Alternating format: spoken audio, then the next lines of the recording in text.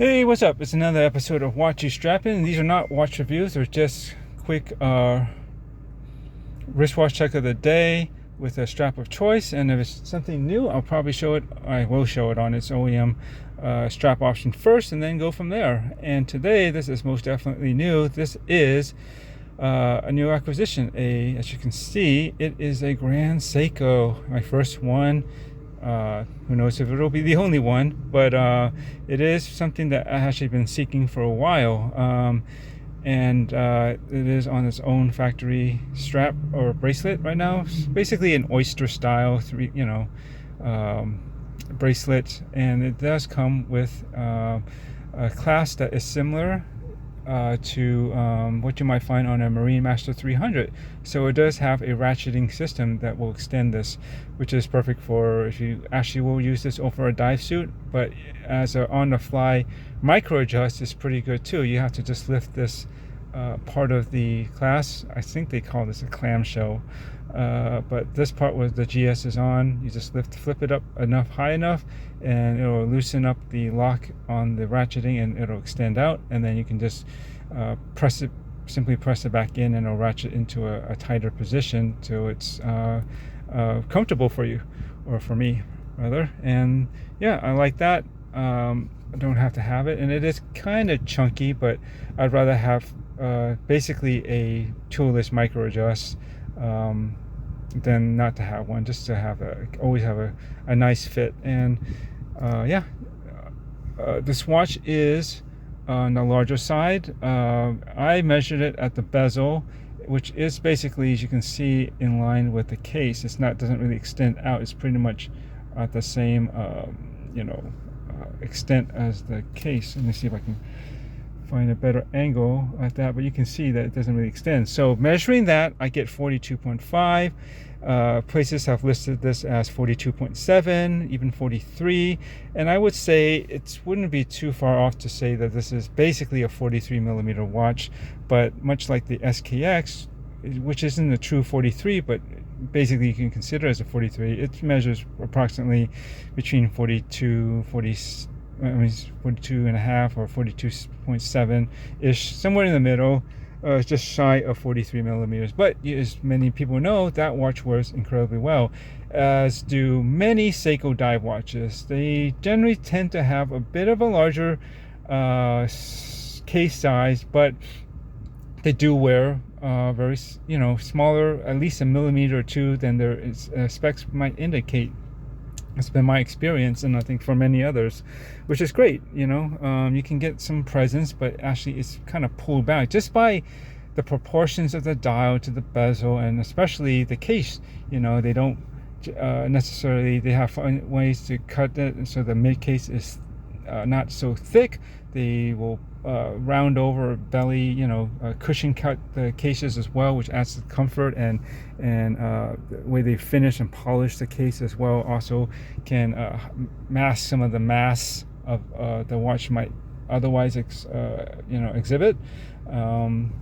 They have nice downturns on the lugs, such as this. This is actually has some throw through lugs, which will be great because this is a strap monster.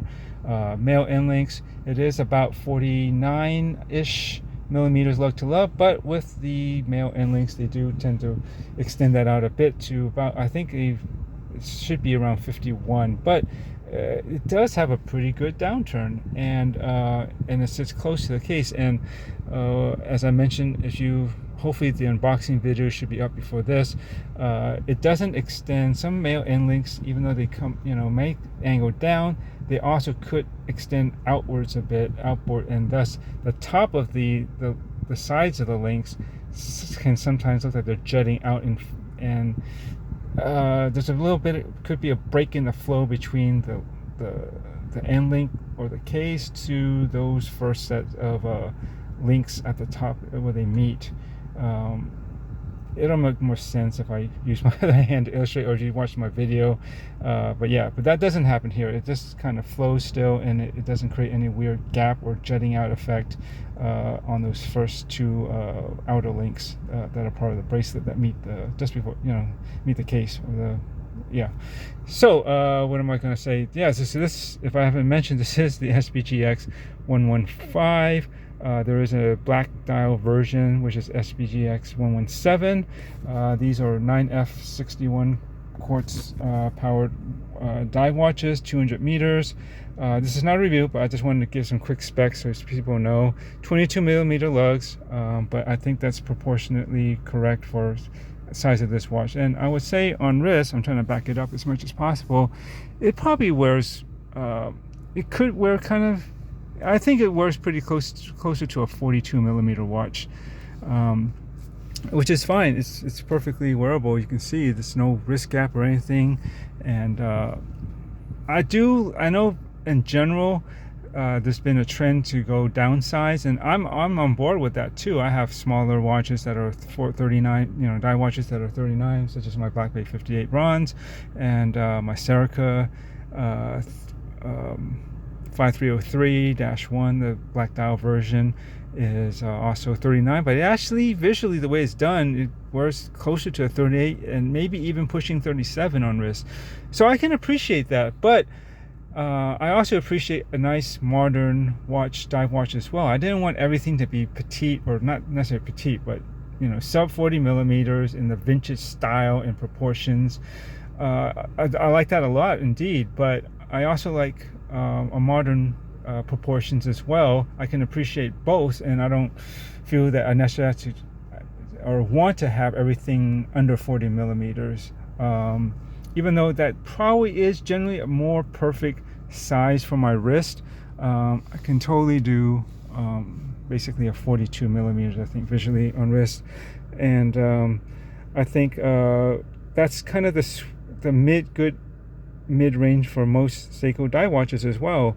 And I say that the new 62 mas, the SJE 093. It's nice. My friends should be getting one soon, hopefully, and I would like to check that one out. But I did not pick up one. I have my vintage style divers already, and though that would be an excellent one to add, it just wasn't anything that I was personally feeling super pressured to get. Yeah, it's a nice watch indeed, but yeah. And I was saying, but most Seiko divers, you'll find they basically run between 41 to 45-ish, right? If you're looking at some other ones, even the Grand Seikos can be, a lot of them can be on the larger side, and you look at like the Marine Masters, and especially the tunas, you're looking at pushing 46, 47, maybe 48, and the more deeper diving ones that are 1,000 meters plus of those.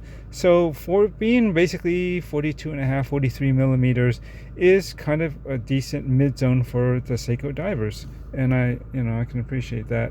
And I like the fact that this still, at the end of the day, this is, I wanted to go with a classic dive watch configuration, and so it's not anything fancy in that sense. It looks very typical, has very typical classic dive style designs, we'll say, but I didn't want to just do another Rolex homage, and I've done plenty of those before. And basically my Black Bay Tudor basically can be that homage, but have some actual ties to Rolex, and so it doesn't feel so derivative as being an outside brand trying to borrow on another watch's style and pass, so there's that. And so trying to keep with something somewhat conservative but cool and classic, I think, in its own right, I went with this too. And this was the inspiration for my Night King mod a while back. If you look back in my videos about 2018, which is basically the last production year of, I believe, the style of watches. Yeah, I wanted, this was, I'm not gonna get to the whole history of that build. It's been documented, but I always, when I found this as the inspiration, I wanted to get this first, and when I found out these retail for $4,100, that was kind of out of the cards, and I thought it would be for a while. But times change, and I gradually get more comfortable with spending more and trying to go a little bit higher end, and eventually, oh, here we are. And as well as the journey in terms of pricing and what tiers of watches I want, I've also, you know, adjusted and grown to accept quartz again. You know, most of us start off with quartz, and then when we learn mechanical, we're all enamored by all that and the romanticism around a mechanical movement, and we kind of diss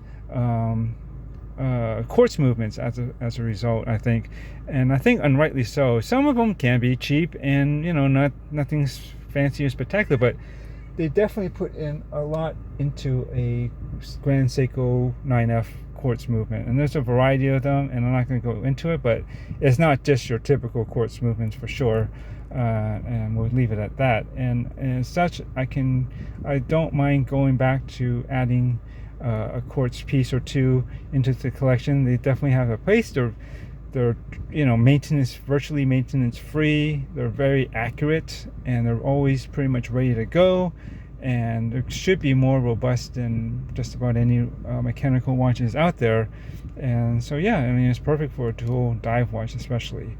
And I like the fact that this has that double brandedness. You know, you got Seiko and Grand Seiko, and I believe the last production year for these was just before they you know, they did switch over to just going with Grand Seiko and restructure the brand of it, and try to get a little bit more focus on the Grand Seiko aspects of it. And, you know, I guess wanted to, the name Seiko by itself was kind of hindering them for a while, and I think unrightly so, because Seiko does have history, and they can make some excellent dive watches and watches in general. So I don't know, but there is a stigma and as well as a bit of uneducatedness around Seiko that kind of you know, hindered the Grand Seiko branding. So they just have Grand Seiko now, but I think this is what makes this a bit special, because this is back when they in an era when they were still doing Seiko and Grand Seiko, and I'm proud to have